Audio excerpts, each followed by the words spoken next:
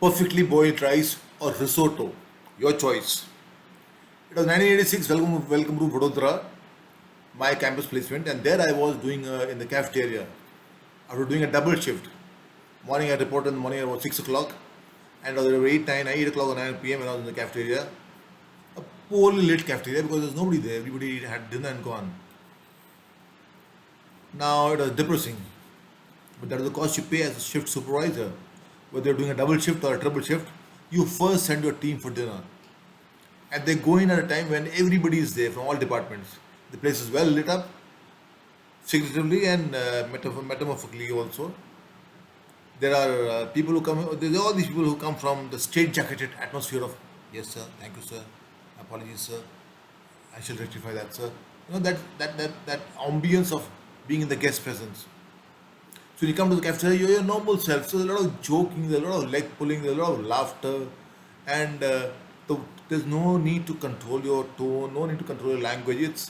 It's a marketplace actually, and it's a nice experience there. The boys and the girls at the same time, and there I was all alone there.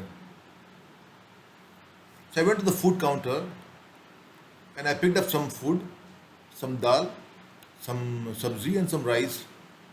The food was not hot, forget warm.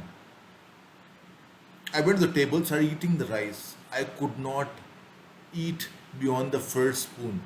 I just could not eat. It was, as we hoteliers joke, risotto kha raha hai? Risotto is a half-boiled rice which they make. It's an Italian delicacy.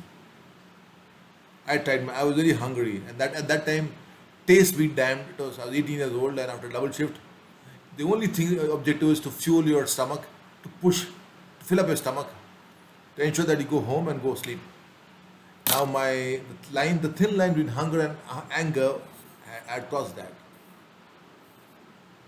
and I put the rice on a plate, and I barged into the kitchens and headed straight for the glass cabin of the executive chef, Manumehta. He saw me approaching through the door and got up and opened the door. He and I got along very well. He was a very jovial man, a very cheerful man. He never let the situation put him down. He always had that wit which I loved. I just went there, sat down, and I put the rice plate on his table, told him to eat one spoon of it. He ate that, and you could see that he was contrite. He understood. He realized the gravity of the problem and said, Neil, I'm sorry, I'll get that rectified right now. I'll get some fresh rice. I said, no, that's not the point, chef. The point is you guys don't care for us people to do double shifts. You only mention the food there at that right time, at that time of service is hot and nice. What about us people who do double shifts and anybody who comes late after guest service? And you have a heart, chef. He says, yeah. Now he knew that by the way, I'm not a fussy eater. I never was since childhood. Whatever is given on my plate, I'll eat it. I don't think, thank you, God. Thank you for putting food on my plate. As millions of people out there are dying because of lack of food, at least you give me food. He knew that and appreciated that. So then there was a little bit of a pause. He offered me a glass. In the meantime, he ordered a glass of juice, offered me a cigarette, and said, when we were talking, I was sipping my juice. He said, with that twinkle, I said, "Don't you think I'm bribing you to eat that rice with this, the juice and cigarette?" And then he put both his elbows on the table, pulled himself towards me, and asked me very quietly, gently, he said, "Neil, you're a Madrasi, right?" I said, "Yes." He says, "What is the staple that you cook at home daily?" "Hey chef, what kind of person are you? कैसे executive chef बन गए? How did they make you executive chef? I mean, don't you know that in South Indian households, normally it is rice in the afternoon, rice in the night, daily. And in the morning, it's a rice-based breakfast only. I mean, I don't know how you people become chefs, that to executive chefs." He smiled at that and then well, I was also smiling and telling him that. So then he asked me, he says, "Neil, I suppose your mother and father, your mother would have been married for what, 2-3 decades?" I said, "Yes, sir."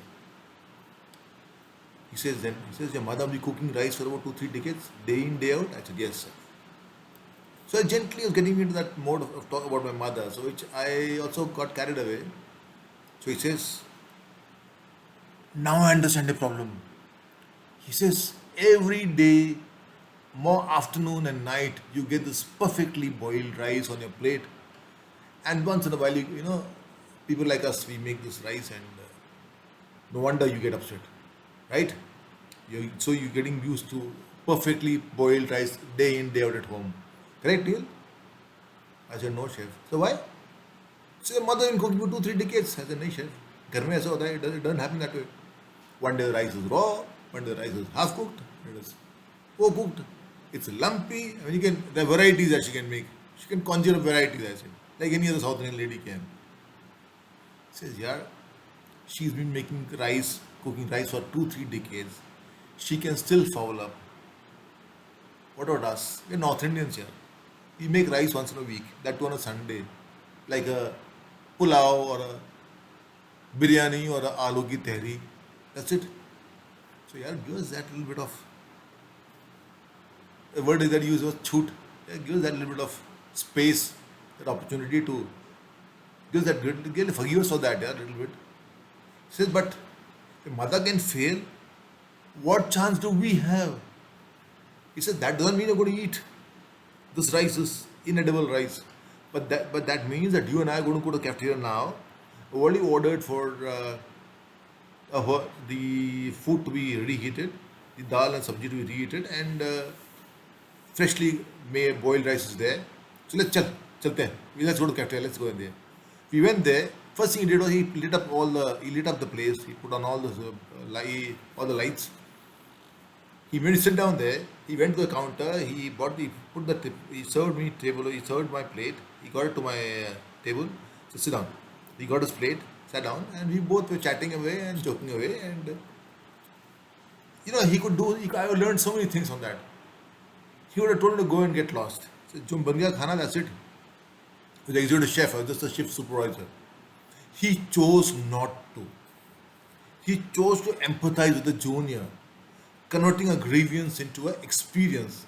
Because that dinner in the cafeteria with the executive chef eating staff food was a beautiful dinner, one of my most beautiful dinners I've ever had. Because from there I learned that I have to learn to empathize with the cook all along my life, which I do.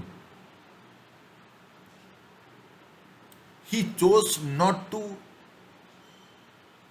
throw the problem away, but accepted it, rectified, and gave me an opportunity to learn. And he went through the learning with me. He joined me in that experience.